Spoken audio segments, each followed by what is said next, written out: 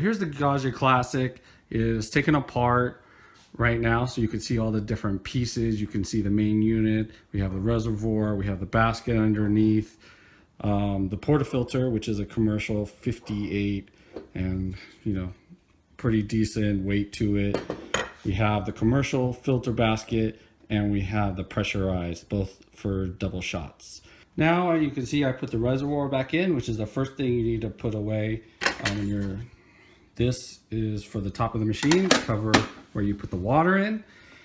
And then we're gonna build the basket. So here's the bowl.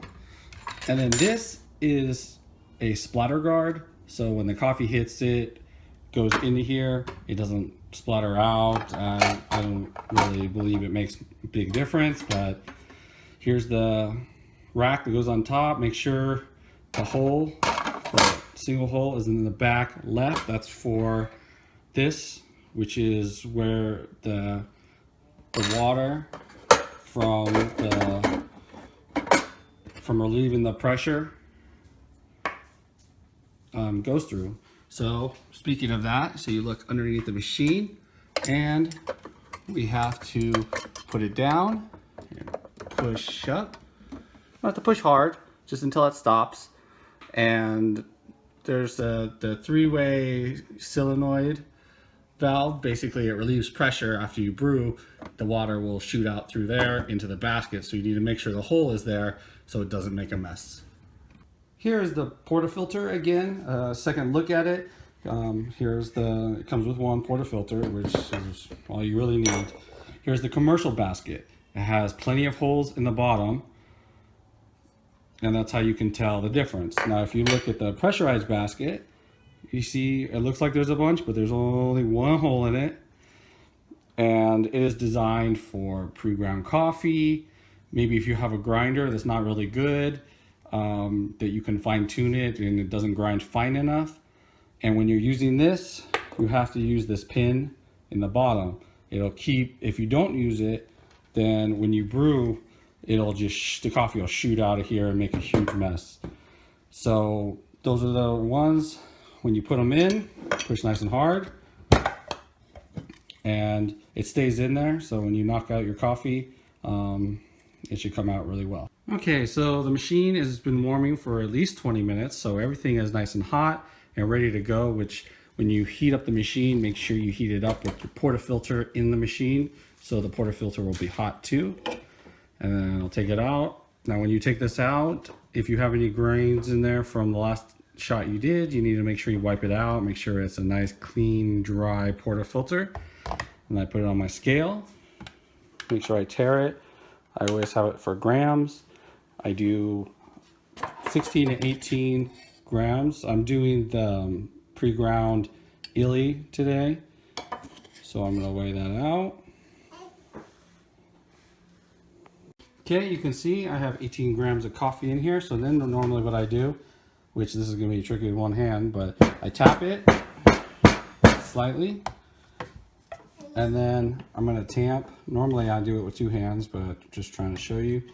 And then I tamp until it's firm, flat, and then I tap it, and then I'm gonna tap again, and you want it to be, there's a line in there, which you can kind of see. It needs to be below that. If it is above that, then your coffee is going to end up touching the screen in your machine, and it just makes a mess, and it'll be way too much coffee, and it'll come out and taste nasty. So that's tamped. Now what I do is I run a little bit of water through it. That way you have clean water in it now, water that hasn't been sitting in your machine. Gonna put this in here, pull it nice and tight, get your cup, put your cup under, and ideally it's 20-25 seconds, but this is pre-ground, so we'll see.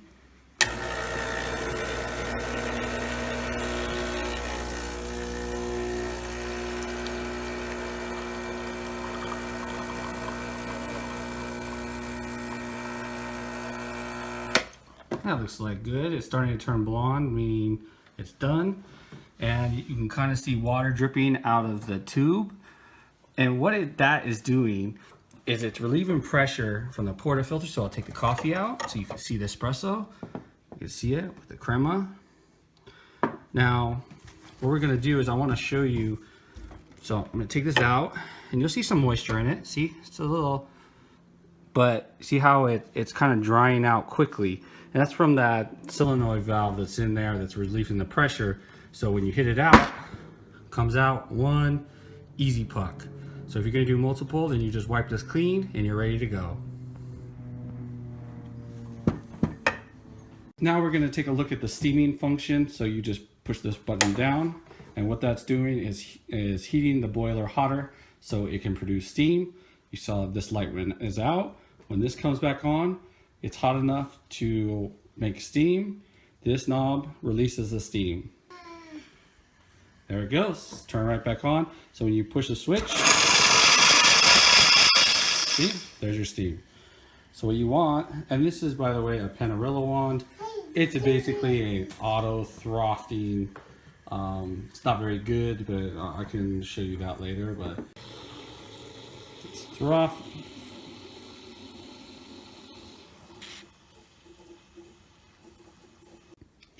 Okay, so it's done. Couldn't show you the whole thing because I'm doing this with one hand, but you always want to make sure you wipe it clean. Put it over here, put some more steam out. That'll push the extra milk, whatever's inside, out. Wipe it clean and it's good.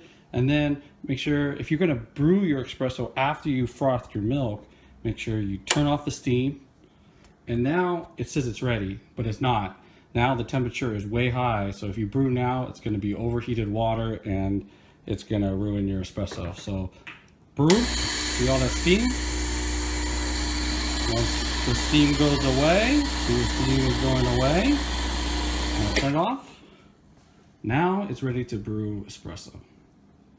And there is the Gaggia Classic. This was just my overall review of my espresso machine, the Gaggia Classic. And you can make many different kinds of coffee drinks with this. Latte, cappuccino, or just espresso is good. Overall, I think this is a great machine, especially for the lower cost. Some of these machines can get very, very expensive. And this is a semi-lower cost machine. The only thing I do not like about this machine is the steam wand. This is a Panarello steam wand. It automatically injects air into the foam, which causes the foam to be very thick, get a lot of bubbles. You can get a semi-micro foam out of it when you really practice with it, but it really is not a good wand. And in a later video, I will show you how to switch out this wand for a much better wand that will let you make the fine micro foam necessary to make latte art for those people that are really into it. And it's not just latte art. Getting that micro foam is a better texture when you drink the coffee. It mixes with the espresso better, and it gives you an overall sweeter flavor. So there's a Gaggia Classic, really great entry-level machine.